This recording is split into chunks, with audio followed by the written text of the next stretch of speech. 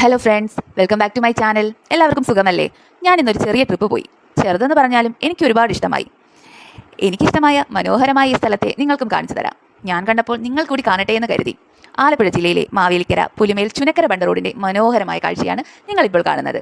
നമ്മളിപ്പോൾ പോകുന്നത് bund റോഡിലൂടെയാണ്. Bund road എന്ന് എന്തുകൊണ്ടാണ് പറയുന്നതെന്ന് നിങ്ങൾക്ക് മനസ്സിലായി കാണില്ല അല്ലേ? ഈ റോഡിൻ്റെ രണ്ട് സൈഡിലും കാണുന്നത് കായലല്ല കൂട്ടുകാരെ, നല്ല നെല്ല് വിളയുന്ന പാടമാണ്.